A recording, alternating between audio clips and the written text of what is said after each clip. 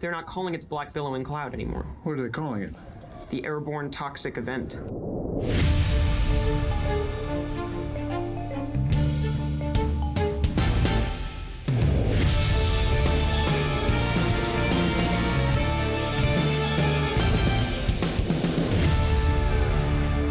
Welcome to another bonus episode of Kill James Bond. I am November Kelly. I am joined, as always, by my friends Abigail Thorne and Devon. Hello, gentle listener. Bonjour, listeners. Ooh, Bonjour. continental. Yes, well, the thing is, we all took independently short city breaks in central Paris. Yes, in gay Paris. Yes. Oh, yes, City of we love. did. Yeah. Not brotherly. It was real, like, it was a really quick sort of thing, like in and out one day. Yeah. Yeah, just 4 minutes. We got to see the Louvre, which was really nice. And Yeah, it was nice, actually. I had a great time there. we did have to leave in a hurry, but aside from that, it's always nice to appreciate culture, and you take home a few souvenirs as well. So really feeling good about that. Absolutely. And also, if you're on the Patreon, I just honestly don't worry about it anymore. It's good. Yeah, you can. That's Yeah, fine. no, we're actually taken care of for a while now. Yeah. That's all good. Don't worry. Yeah, in keeping with robbery season. But yeah, so meanwhile, on sort of bonus feed, we've still been. I do feel the need to clarify. We didn't actually steal the jewels from the Louvre, and you do have to remain subscribed to the Patreon. Okay, that was a joke. You do. You don't cancel your subscription, please. That was what the joke was, just in case anyone didn't get it. Yeah. Do not cancel your Patreon subscription. Don't do that. Not least because if you keep it, you get to retain access to us talking about, I guess, vaguely religion. And today's movie is kind of, I would describe it as like post-religion season. Doesn't necessarily mean the season is ending, but it's like it's in dialogue with some of the other stuff. There's a couple of other stuff I want to do. I want to do Solaris as well for religion season that incorporates like not just disbelief, but like post-belief, if you like. And the film is White Noise, the 2022 Noah Baumbach movie with Adam Driver. I love this movie. It's in like my top, at the very least 20. I've seen it a million times. It's kind of a real comfort watch for me. And I'm really excited to sort of like share it with you because I think I have a fucking take about this movie. Okay. Yeah, by all a means. while ago you asked a great question on the podcast, which is, what is a piece of conservative art that we think is really good? Interesting. I think this is a very well-made conservative film. Interesting. I like this movie, but I disagree with its politics. I don't necessarily disagree. Okay. But we'll get into it. So this is an adaptation of a Don DeLillo novel, which I also love. Yes. It's a pretty faithful adaptation as well. Oh yeah, he did all right. It is. Like, I had a big... Because, okay, listeners, straight up front, this is, as I always do, went into the movie thinking one thing and then was proven wrong. There's a number of moments throughout the movie where I'm like, oh, I know the reason you're fucking doing that is because it's a fucking Netflix adaptation and you're trying to do like second screen maximizing retention bullshit, and I really marked it down for that.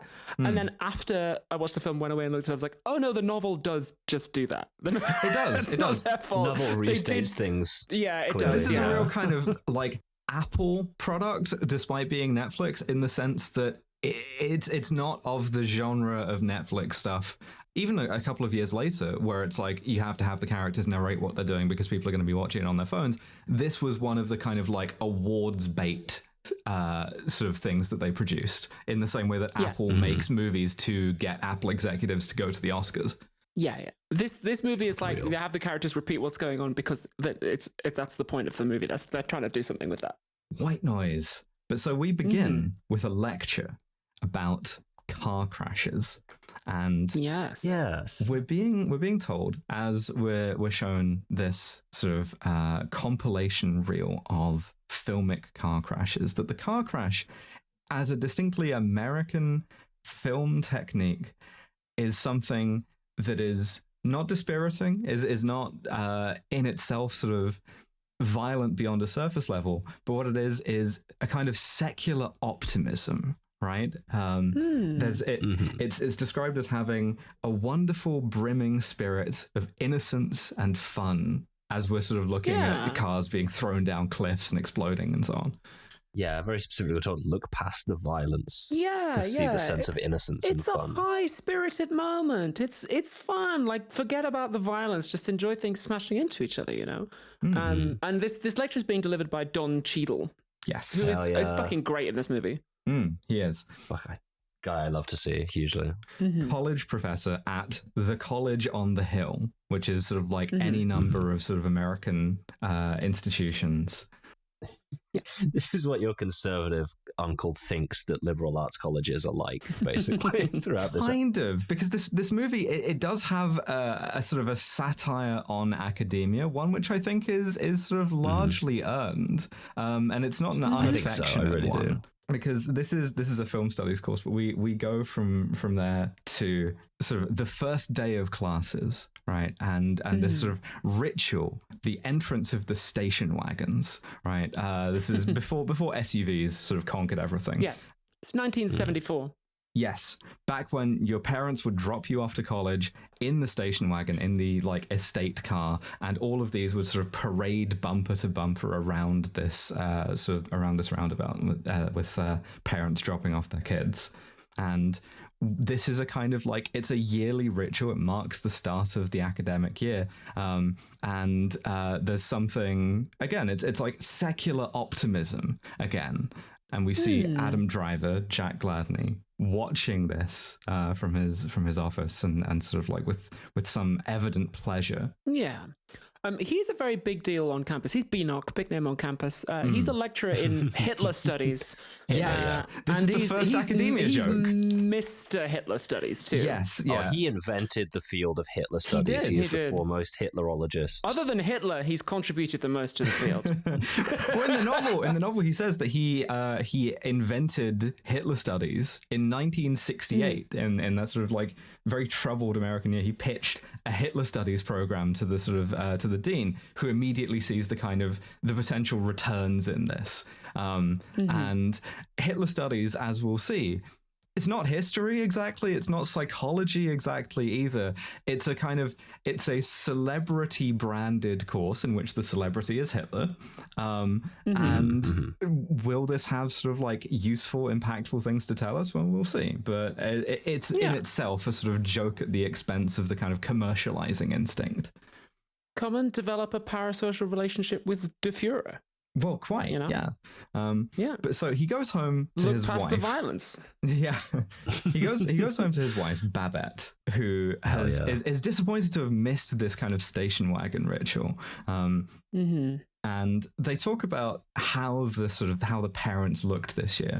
And the answer is kind of confident, secure in their wealth. And Babette says, I have trouble imagining death at that income level.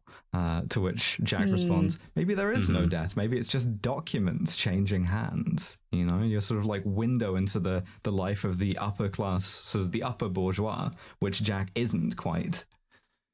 And that also introduces us to another one of the film's themes, which is the difference between simulation and reality. Like maybe there is no real death, maybe there is only the symbol of death, which is documents changing hands. And this theme is also very effectively baked into the dialogue, in particular between Jack and Babette, which is not written or delivered in a naturalistic way. No, not at all. It's spoken. It's very much like theater stage dialogue. It's very heightened. But this in increases. a way that, like, even more so than academics would have. It's like an extra 25%, you know, and it's very effective. I like it. Yeah, this increases when we see their children. They have 4 children. Oh, this is so chaotic, but it's so nice. They seem to have like 7 or 8 million children. I wasn't really able to distinguish many of them. But.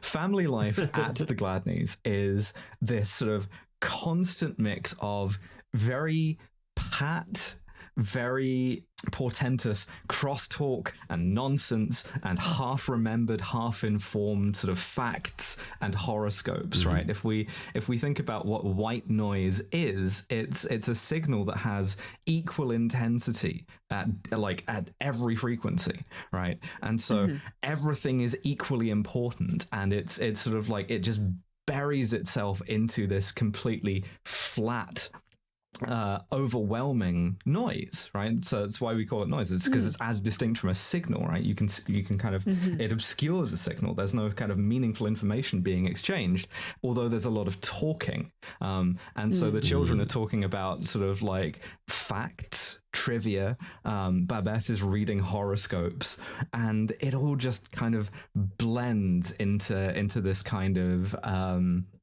into quite noise. pleasant whole. Oh, absolutely, absolutely. Yeah, it's very it's It's very nice. comforting to be part of this. Like, yeah, it's shots, it's all sorts of different, like, it's cutting to all the different kids as they're talking, but you can barely follow any like single individual strand of conversation. One thing that did jump out to me is that the son Heinrich, excuse